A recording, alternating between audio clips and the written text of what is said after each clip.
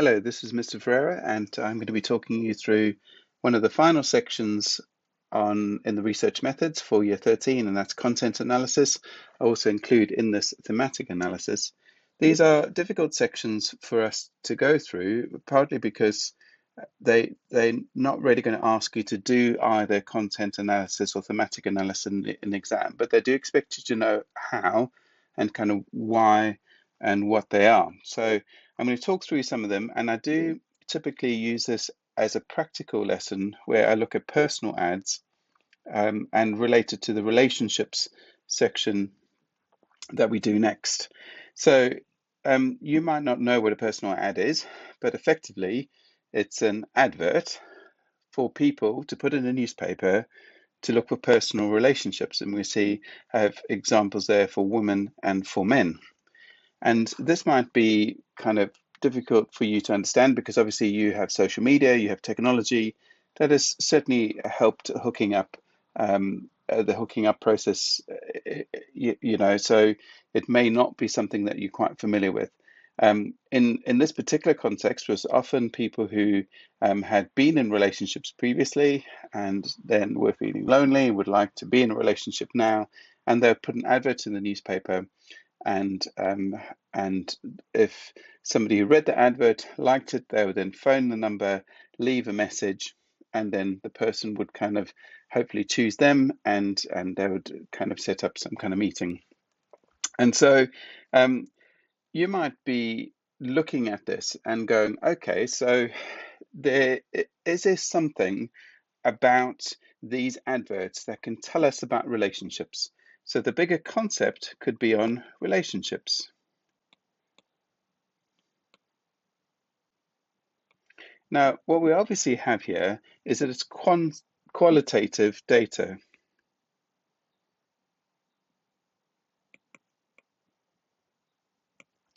And with qualitative data, as we said in year 12, if you can remember that particular section, that qualitative data is very good because it gives us rich, detailed, it's valid because it's coming from the person, but it's very difficult to analyze. So the first thing we can say about content analysis is it's a way of analyzing qualitative data. Now, it doesn't have to be newspapers, it doesn't have to be written text, it can be video or transcriptions of an interview or something along those lines. Now, the key to this is it's not very much different from thematic analysis. In fact, one of the things that I might want to look at is to see if there are particular themes that arrive in the content analysis. So the short of it is that content analysis is looking at content and trying to draw some kind of conclusions about it. So if we look at an example of 4 women, okay, we might notice that there might be a few trends. So we see this word affectionate coming up at least twice in these examples. Now we might read through 300 adverts and we see that affectionate comes up 30 times as opposed to something else which doesn't come up. Okay, remember I might have expressed to you that I did a content analysis of the values of the school, looking at the prospectus. And of course, if you ask people on a personal level, what are the values of Cooper's Company and Coburn School, they say it is love as brethren. But when I actually did a content analysis, we saw that the phrase or the understanding of love as brethren only appeared twice in the entire document. But a word like achievement and success appeared 30 times. Okay, so we can see a direct contrast there. So first of all, content analysis is going to ask us to kind of have a look and see if there's some type of these themes. So we see affectionate comes up. I'm not going to fool around with this because I want to move on to the actual content. That could just mean that men are looking for sex. Okay, by using the word affectionate, they're indicating that they'd like to have some kind of physical relationship. Okay, in contrast, we say the adverts for the men, we see that the word attractive comes up almost always in a lot of these adverts. Okay, so it could be that women have felt that the best way for them to actually get a partner is to refer to their looks. Okay, so men are often saying, I want to have sex or want to have somebody who's attractive, and women are saying, I am attractive. Okay, so I know this is a very brief kind of understanding of these particular personal ads, but we can see just from those two kind of keywords there, affectionate versus attractive, that there may actually be a different understanding of what men and what women are looking for. And that's what content analysis could help us understand. In fact, I'm going to go through to the end where I actually have a table where if I was looking at several hundred personal ads, a couple of ideas that came up is that I said in terms of physical description, that women typically describe themselves as being attractive, but men often say that they want to find somebody attractive. So they actually basically say busty, or they say young, or they say something which indicates kind of what it is that makes them think somebody is attractive. It's not necessarily obvious from the personal ads, but in terms of finance and stability, we often find that women are asking for financial stability. Okay, so they don't necessarily say, I want you to have lots of money. Okay, they often say things like that they are looking for somebody who's got a job or somebody who is stable. They might even refer to that. Now, men, in contrast, do actually say this. They often refer to their financial earnings, kind of saying, I've got a Porsche or a large house, or they might even just say, look, got a stable job. Okay, so there's kind of this understanding that men feel that they need to have this and women feel that they need to ask for this. Now, the question is why? And when we look at the relationships topic, is that, of course, it could be down to our genetics, and the fact that women get that it's kind of it's invisible when you fall pregnant, okay, and the consequences of being pregnant soon becomes visible, and you might feel that you become less attractive. So the man can easily walk away from a pregnant person, or not even know that they've impregnated somebody. So women need to look for somebody who's able to look after them. In contrast, men know that women are attracted to people who had that financial stability, so they refer to it. Now, of course, all of this is unconscious, which is really important for us to kind of state. So, so it's not that I've been told this is what women want or this is what men want. It's just through my experience of potentially being rejected or accepted in certain circumstances that it tells me which way is each thing is happening. We also then see another idea that comes up is this idea that for women, they're looking for commitment, and for men, they're looking for sex. And this is often stated in kind of, as I said, the difference between, say, using the word affectionate. Women might indicate that they are prepared to do that as well, by kind of saying kind of fun loving or something along those lines. Now, obviously, from the few personal ads that I showed you, you can't necessarily kind of see this, but you can see that potentially by looking at words and counting words and kind of seeing a contrast between different things, I can come up with these types of descriptions. And hopefully it's also given you some kind of indication as to kind of where the problem with some of this is going to lie. Because obviously it's also fairly subjective. I'm biased. I perhaps have taught a course and I know exactly what it is that I'm looking for, what I'm not looking for, and it might not be obvious to you. And if you replicated the same type of study of looking at all these personal ads, you might come up with something completely different. But that is, in short, kind of what content analysis is. Trying to make sense of content, trying to make sense of words, of qualitative data. So let's go a bit into the content of kind of how they describe it within textbooks and stuff. So they basically do say it's similar to an observational study. But of course, the observation is not observing people kind of walking in the street or playing in a playroom or whatever it could be.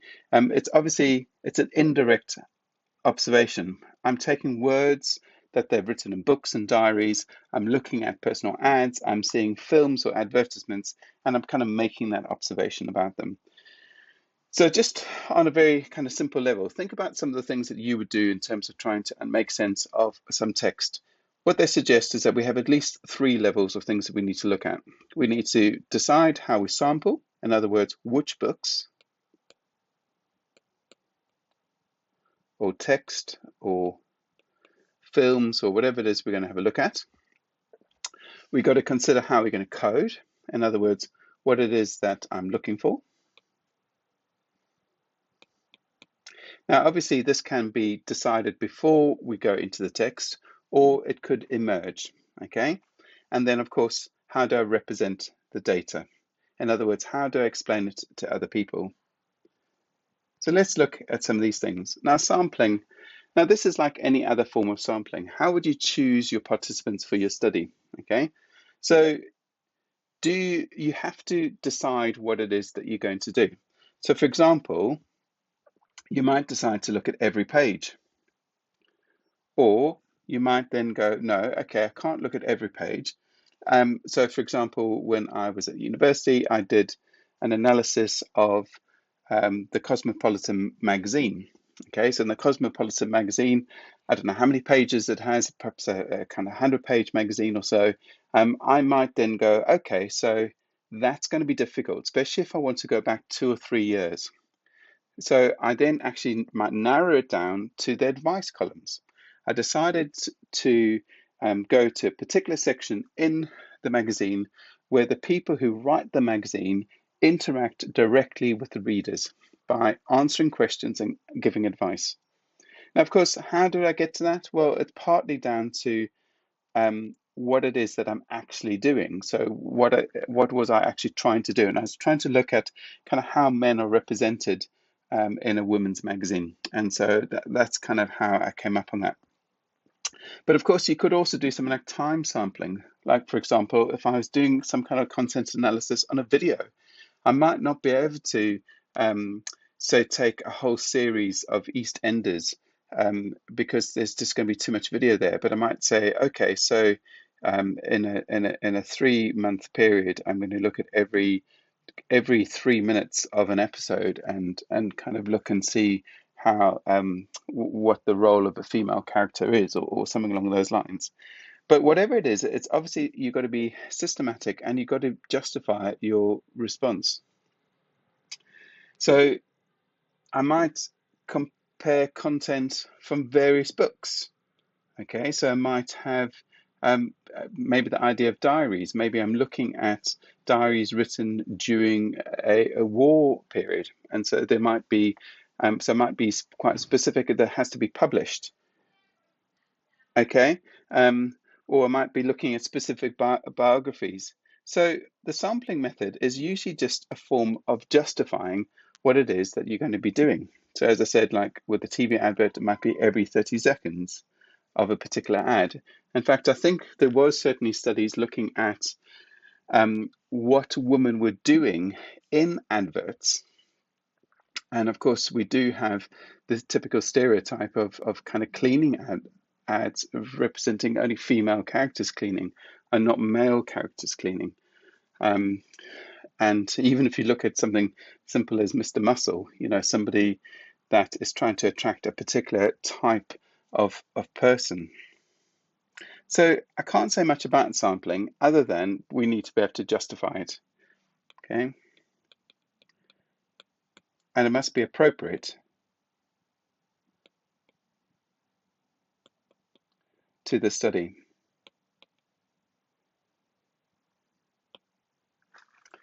So coding is the one that potentially they could ask you about in the exam. In other words, how do you use behavioral categories? Remember how we did this in observations? They kind of need to be kind of operationalized. We need to kind of break behaviors down. In fact, it might be worth you going back to the observational video. In fact, there's a year 12 video with this that you might want to have a look at that explains this whole process. But of course, this is where things get slightly confusing because it says here, decisions about behavioral categories may involve a thematic analysis. Because obviously, as I'm going through, we see even with those personal ads, certain themes might arise.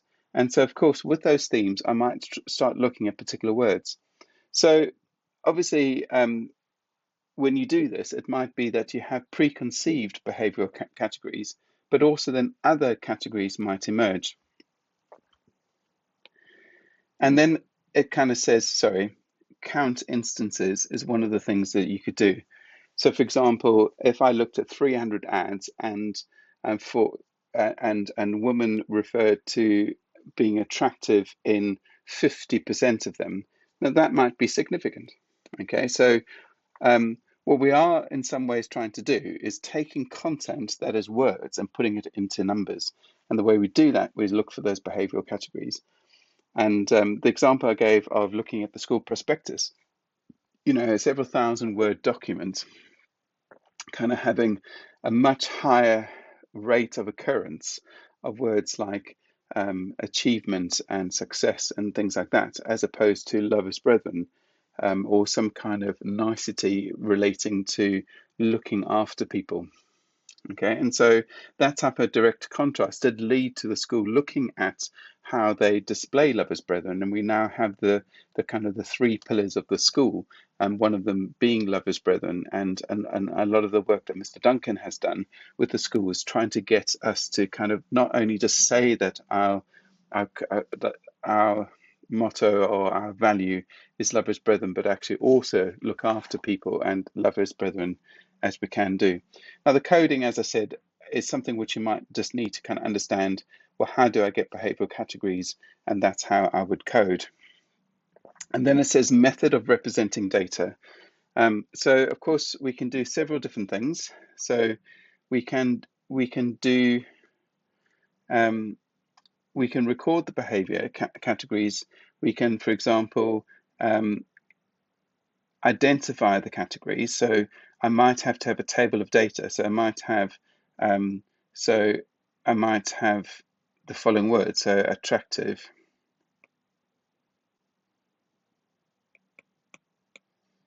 and then I'll have frequency, and I might have a few other words, stable, and I might then just kind of do some kind of tally of this. And for me to kind of represent that, okay? And that could then lead to some kind of percentages on kind of which word represents more or the other. And so that's an example of counting, okay? And this is qualitative analysis. And of course, I represent qualitative analysis in forms of a table of data. I might do it as a representative percentage. There's got to be some kind of easy, so quantitative data. I've got to quite easily put it into numbers, okay? But of course, in most content analysis, we're also going to have the describe situation, the qualitative stuff. So this is often where your theme will come into play, where we start talking about kind of what we feel about the words. And of course, it's all about evidence. So we might use a count to evidence our theme. You know, we might say, well, you know, if 50% of the participants are actually saying the following things, and that's a theme that's coming up. So I know that this has not necessarily been the most straightforward video to kind of follow in terms of kind of what is content analysis. I'd recommend you kind of have a look at your textbook. I'd also kind of recommend you kind of just kind of maybe go through this video again, think about what I'm saying, and think about what you would do if you, for example, were given kind of 3 or 4 pages of text to have a look at, and you might kind of think about kind of what words kind of come up, what themes come up, and I suppose you do it a bit in your revision. You kind of make sense of kind of what things are represented more than others. Okay, so that's your content analysis, and of course there are going to be both positives and negatives of this, okay? Like observation, it has high ecological validity because it's actually coming from what people actually do and kind of what they're actually saying. So even those ads that are fake in a sense of me trying to say, well, this is who I am, this is what I'm looking for, it's still genuine in terms of it's coming from what I'm actually putting there for people to actually read. Another good thing about content analysis is often other people can access it as well, and especially if I keep it. So, for example, when I did that study on the Cosmopolitan magazine, I actually went to a public library and photocopied copies of the particular magazines that I was having a look at, and other people could come and do exactly the same thing. So, of course, it can be reliable because other people can come and have a look at it. But of course, we do have some element of reliability issues here because of the bias that might be represented. So we have this idea that, I might effectively find what I'm looking for, or I might not be able to interpret things. So it says different observers may interpret the meaning of behavioral categories differently. And I suppose, like we had with observations where we have inter-rater reliability, you could have some sense of inter-rater reliability here if other people also came up with the same thing as you. But I suppose one of the other things we can consider here is the cultural bias that could also exist in terms of kind of things that I might like. I've put into this whole kind of Western financial idea that financial stability is an important aspect of kind of relationships, where perhaps in a different culture things like kindness and consideration towards others or how you treat your family might be important. And so, of course, we need to consider the bias that does exist. So, so with that in mind, this idea that it is still words, we also then have the other aspect of analysis that they might ask you to do, and that's a thematic analysis. And I don't want to oversimplify this, but it's very similar to content analysis, but without numbers. So in other words, I don't change the data to counts or to any form of quantitative data. Okay, what I try and do is I try and look for things that are repeated, not for the number's sake, but for what it's saying. And now all of you have done this already because you've studied English literature towards your GCSE. And when you've read Romeo and Juliet, when you've read whatever books it is that you studied, you already did this thematic analysis. You did, and obviously it was assisted by the teachers helping you finding those themes and recurring ideas, that you have done this already. So like content analysis, we have the same thing that can be analyzed. We have books, we have films, we have adverts, we have transcripts, we have all these other things that what I'm trying to do is make sense of it. Okay. Now, this is not necessarily going to be part of my disadvantage here, but of course, it's a very lengthy process, and it's something which we sometimes hold ourselves back from because content analysis might just be easier. And a simple thematic analysis might be part of my content analysis, because if I really want to make sense, if you think about like something like Romeo and Juliet, the book's been around for such a long time, and I studied it when I was at school, and that was 30 years ago. So therefore, um, other people have been doing it again and again and again, and people are still writing books on it and still producing plays, and stuff like that. So there's so much that can be done on this. And if any of you have ever read a book, reread a book, and perhaps kind of found out ideas and themes that come up the second time you read it, it's that type of idea. So it's both absolutely brilliant, but also equally quite challenging to do. So the reason we would do thematic analysis is that because pages and pages of words, if you just think about kind of Romeo and Juliet as a play, how many pages long it is. It's got your typical um, kind of structure within the acts and how Shakespeare did things. What you're trying to do is, it says, impose some kind of order on the data it kind of makes sense that there's something that other people can understand. So then it says ensure that the order represents the participant's perspective. So in other words, fits into what we kind of want to do. It also, the idea of thematic analysis is that I'm not putting it into the data, it emerges from the data. It's something which other people are able to kind of see as well when they read the same words that I'm reading. So of course, it's also a summary, okay? And of course, helping us understanding the conclusions of the text. So there's not one method to do this. I just found a method that you could use, and how would you do a thematic analysis? And I'm giving you a couple of steps on how we would do this. But if this doesn't make sense to you, go back to how did you do this when you studied a book? If you know how to go back and maybe teach somebody else how to kind of understand a book that they're reading, what would you do? Now, this particular method basically focuses on the read, reread process. Okay, so it does say read and reread the data transcript, and it actually says try and read it dispassionately. So in other words, don't, I mean, often if I was reading an English book, I might read it in my normal way and enjoy it and kind of and see what it is that I feel. But that kind of those feelings might cloud my judgment.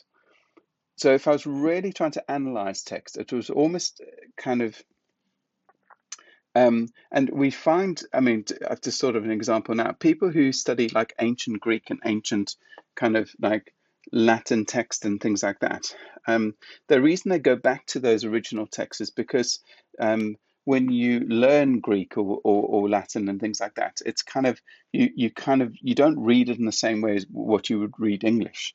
And so you then will go back to the original transcript, and so therefore your passion is taken out of it because it's all about kind of understanding the words that were used. Okay, and that's kind of the idea of dispassionate. So you're just trying to understand the meaning of each things.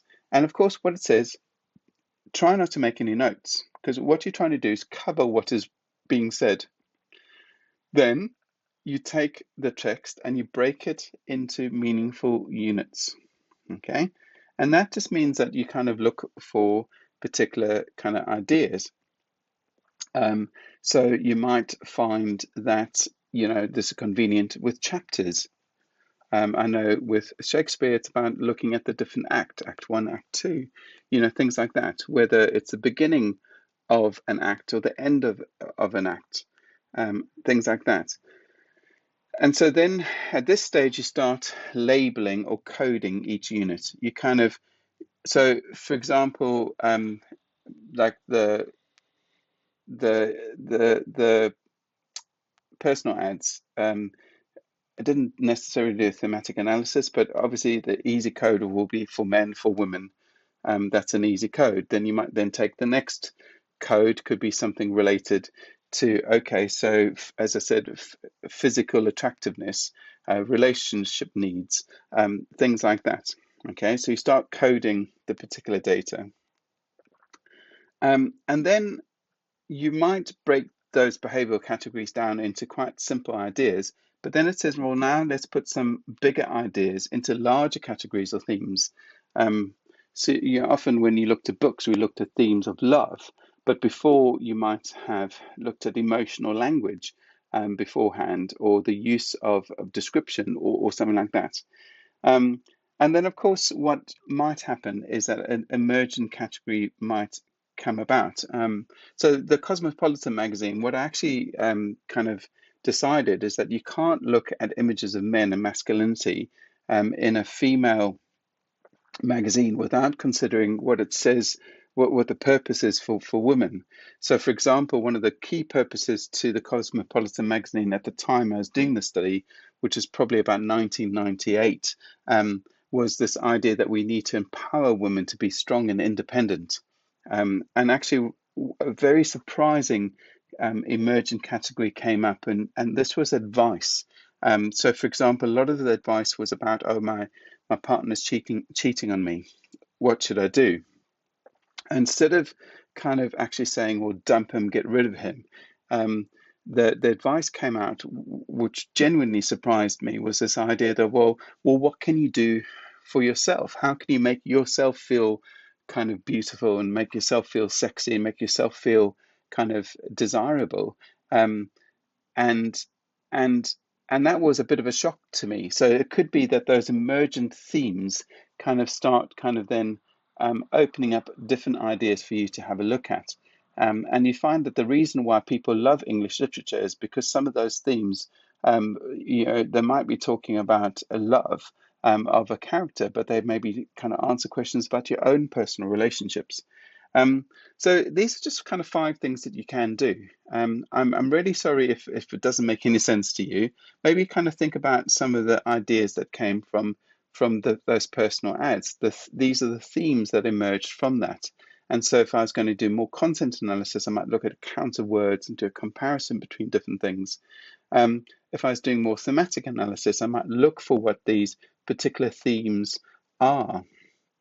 And so just to end with, this is my basic summary of these 2 methods. So content analysis is effectively trying to look at taking words and putting it into numbers, or qualitative data and trying to represent it as quantitative data. And thematic analysis is like English literature, trying to express kind of ideas and themes and help us understand context.